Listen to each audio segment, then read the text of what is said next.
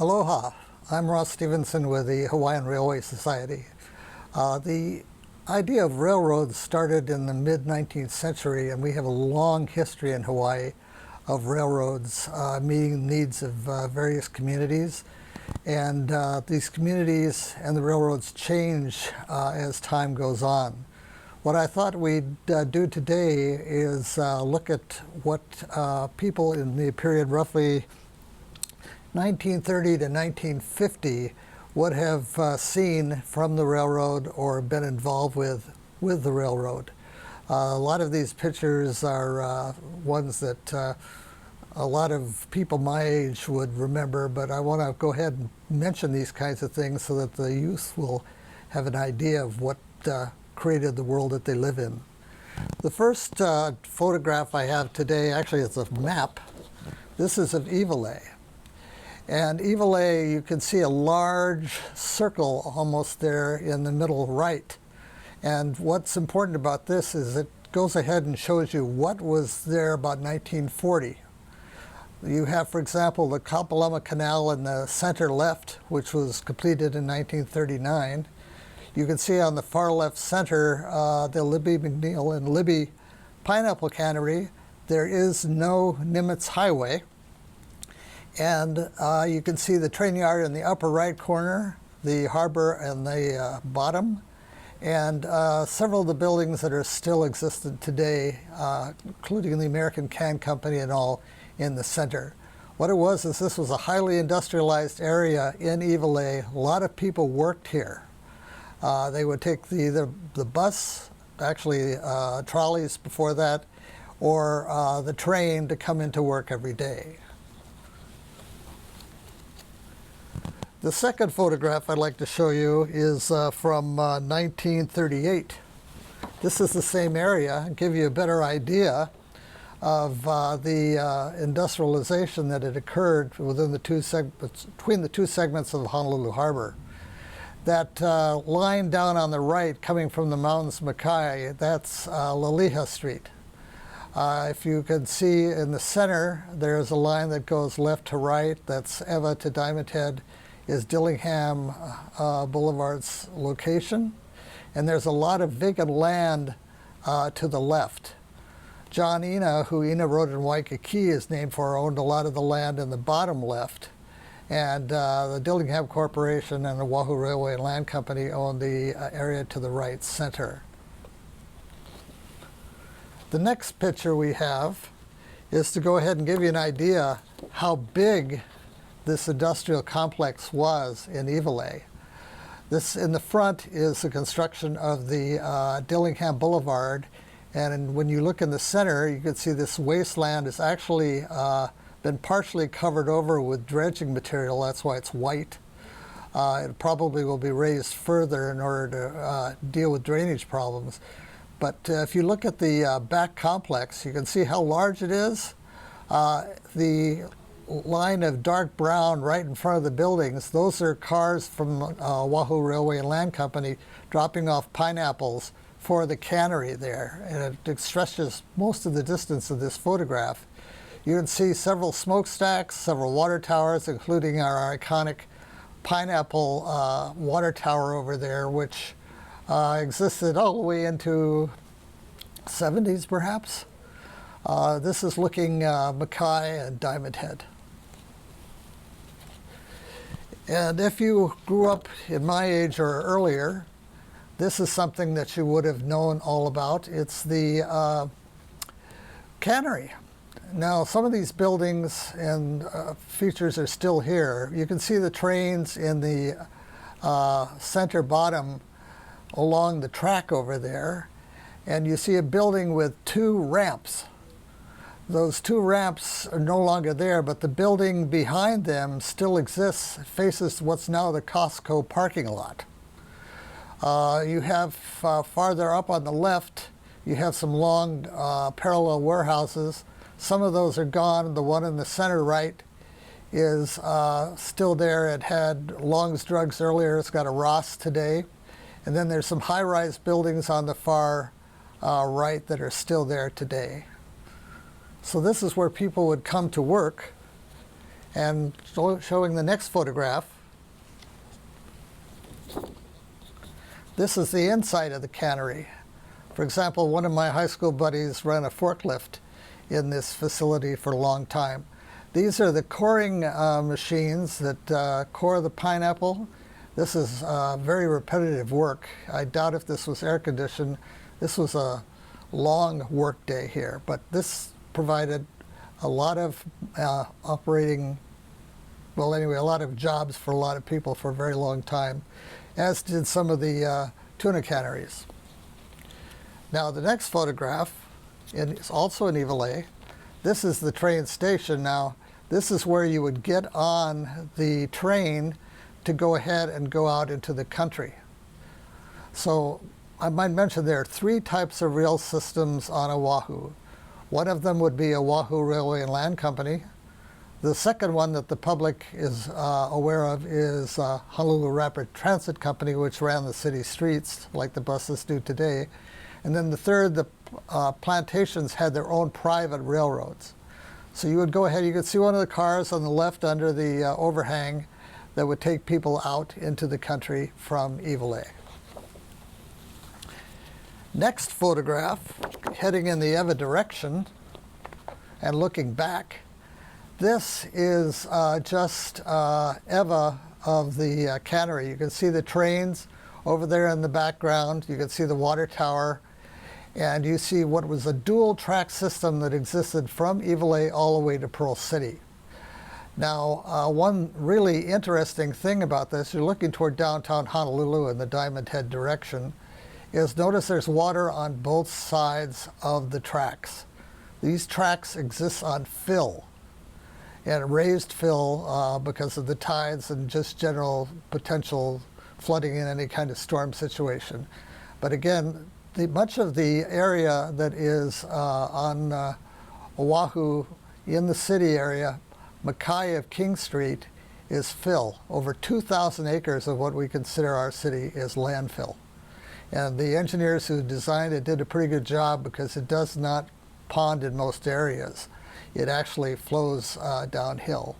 But again, on the left, which is Mauka, you can see that there is water, stagnant water often. The next photograph, when you're going out into the country, this would have been, 1937. You're looking Mauka into Alewa Heights on the left and Nu'uanu Valley in the center. This is a stream that by the name of Niu Helewai, and it no longer exists. It was replaced by the Kapalama Drainage Canal by 1939.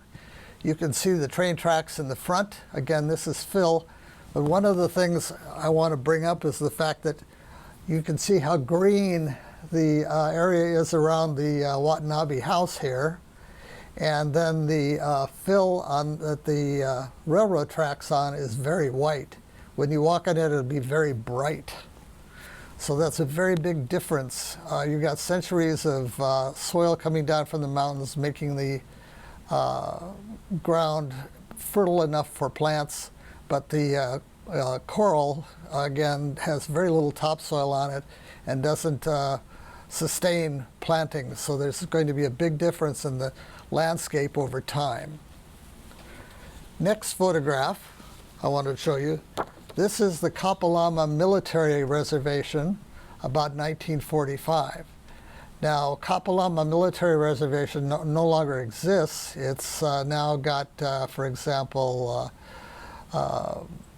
Amazon has a big facility just built on it, but notice the ground is all white. This is all dredgings. It's very bright.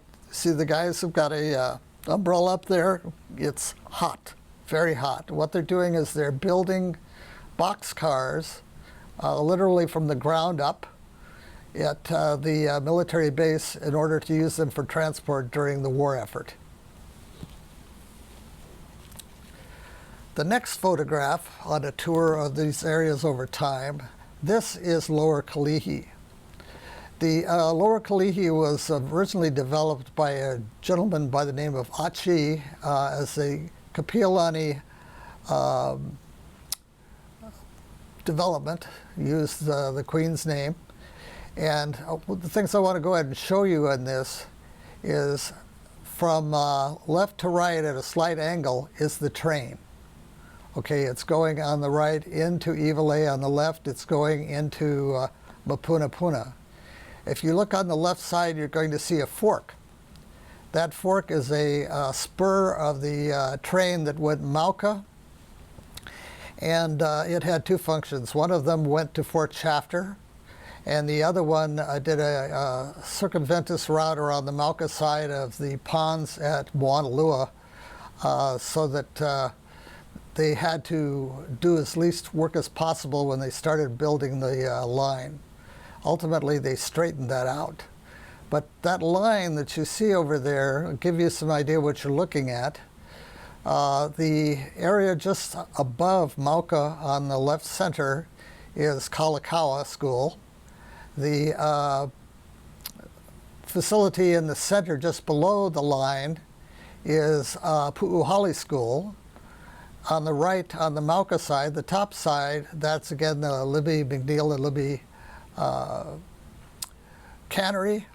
And if you look down to where the point of land is, you can still make out a kind of rectangle. That's the old leper holding facility in Kalihi. There was one in Kaka'ako and one in Kalihi. And Pu'uhali Road went from King Street, which is that kind of windy road in the upper left area, down to the leper facility hospital. Now, what's also interesting about this is you look at, remember I said the dark landscape versus the lighter landscape? What you've got is a series of fish ponds over here along the Mackay side of this section. And what will happen is they'll be eventually filled in. The one on the lower right left has already got some dredgings or some material brought in from overland to fill it in. And that line, you see a road that goes about 45 degrees toward the bottom along that white area. That's was the boundary line later when they filled that whole area in as Fort as a Kapalama military reservation. So you can see that the coastline is changing. The area, the city is growing and filling in with houses. And again, you'll see these kinds of changes over time. The next photograph here, this is Pu'uhali School, and you can see how open the area was at the time. They put down a coral base for the road on the right. The area is poorly drained, and it's very open. There are a few houses on the right. And you're looking over on the left, you can see some of the mountains just barely. But again, we had population of about maybe 25% of what we have today, not even including the tourists. So there was a whole lot of open space at that time. But this is the kind of thing that you would see when you were traveling along on the train. Now, the next photograph, this is in Kalihi, and these are kind of landmarks. On the top is Oahu Prison. This is the third island-wide prison that was built. The first one within Honolulu Fort, the second one in Iwilei, and the third one, this is on the present site of the Oahu Prison on the Mackay side of Dillingham Boulevard. That's Dillingham Boulevard on the left. But this would have been a landscape feature that you would recognize from the train. These kind of X-designed prisons were very popular nationally for prison design in the early 20s. On the bottom, in the center, you can make out the main center tower of the prison. You're looking Mauka and Diamond Head, that's Punchbowl on the right. And where that long building is on the left, that's the dual train system. That's what's called Hart Street today. Again, there is no Nimbus Highway at this time, but the thing that's important today still, that Hart Street is actually the corridor that the city's main sewer system goes through, so it's still used to that extent. The next photograph, talking about rail systems, I just put this in so that you could think about, this is the country. This is Fort Shafter, the very town side of Fort Shafter where King Street, that's King Street, which is now the freeway, went into Fort Shafter. You can see the trolley car in the back and how few people there are. The roads are narrow, etc. But this is one of the three ways that people got around by rail. There was one, the train, which we're talking about mostly. The second is, again, the trolley system by Honolulu Rapid Transit Company. Actually, Honolulu Rapid Transit and Land Company. And then the plantation systems. The next photograph that should give you an idea how times are changing, this dramatic photograph, an aerial of Pearl Harbor all the way through to basically Diamond Head just cut off on the far right top. But what we're talking about are the changes in the landscape that the train is going through, much like the changes in the landscape that our train is going through now in Ewa. You have Pearl Harbor on the left. On the bottom left center, you see a white point there. That's Waipio Peninsula. What the Navy's done is cut off the point of where it's stuck out, partially blocking the channel into the main part of the harbor, and they dumped the spoilings onto the point itself. But if you go farther up on the map, on the photograph, you're going to see Pearl Harbor, the fuel storage, the Hickam, and then you're going to see several bodies of water. The one in the left center, that's Makalapa Crater. It was originally a freshwater reservoir for Honolulu Plantation. Honolulu Plantation existed at one time with fields, isolated fields in Kalihi, all the way through to what we now call Pacific Palisades. The second body of water there in the middle is Salt Lake. And then the third body of water over there, which is connected to the ocean, is the pond system in Moanalua Valley. And what you can make out here is that you notice that Kiehi Lagoon seems to extend quite a bit in the Ewa direction. There are actually dried ponds farther in this direction toward Ewa, but the salt water still is quite a ways into that plain that Hickam and Honolulu International Airport exist in now. And that would be all filled in during the war by the U.S. Navy. The next picture, you'd see this from the train, about 1935. This is the Army filling in the Shafter Flats. It was a slow operation. You can see they've got rubble from the mountainside, probably from the flank of Moanalua Valley, and they're dumping it into the ponds on the left. This would be going on constantly over a period of about 40 years. Another photograph of the same thing that you would see from the train is them filling in another pond. What's interesting about this photograph is you're looking Mauka up at Fort Shafter, and those buildings that you see on that hill, that's the original Tripler Hospital. That site is just mackay of the freeway now in the Tripler complex. But there were a series of buildings that overlooked the pond there, and you would see they're bringing in dredgings, and they're also bringing in stone and rock. They had, for example, a big project to build the first Moanalua Road as a true road, and they got a lot of rubble out of that, and they brought that over here to fill in that particular area. The next photograph we have, this is an aerial, and what it does is it shows the Moanalua Valley complex. There's an island in the left center that the Damon family used to bring lots of children from the various schools over for picnics. One flank of that island still exists, but the rest has all been filled in. You can see King Street in the right center. It's sort of straight, and then it starts curving, bows to the right, comes back a little, and then bows again.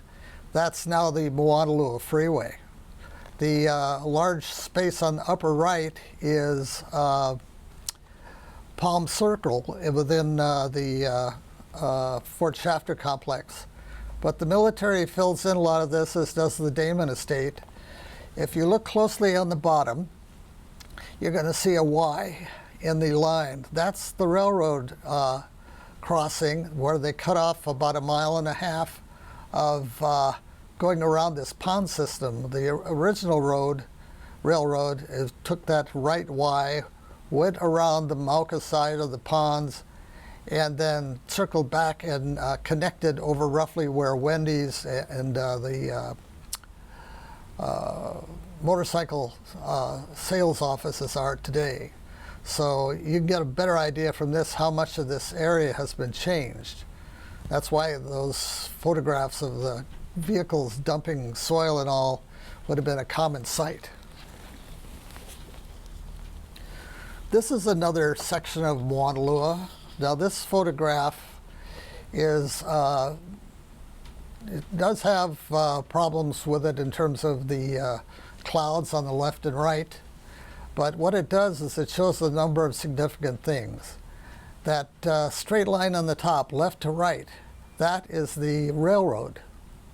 Okay, when this whole area was agriculture.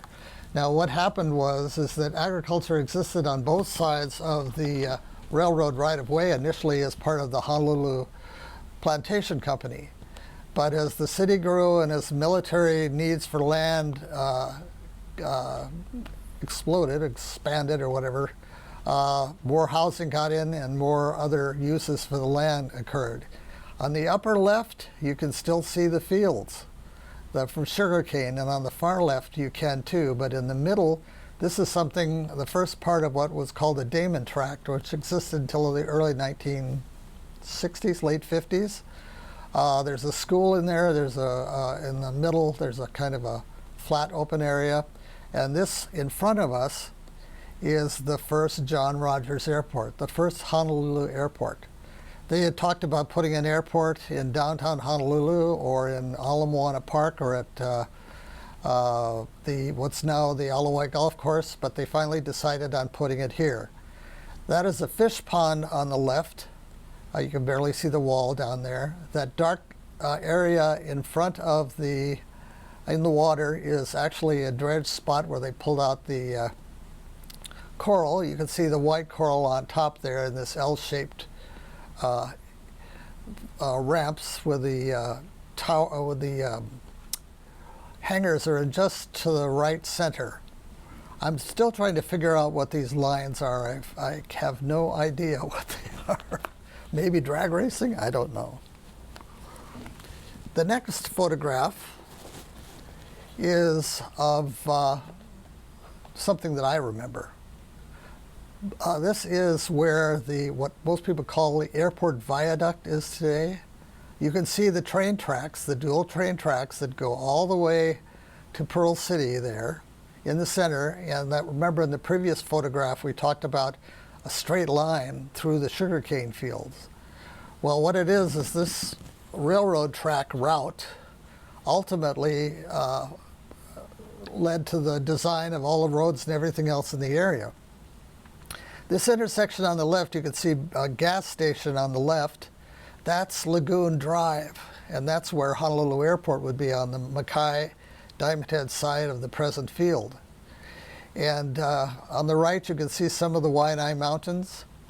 What I found fascinating when I was a kid going through here is you have Nimitz Highway on the left and Kamehameha Highway on the right, separated by the railroad tracks. Well, Nimitz is two-way, and Kamehameha Highway is two-way divided. So you have cars going back and forth in opposite directions within a few feet of each other 4 different times.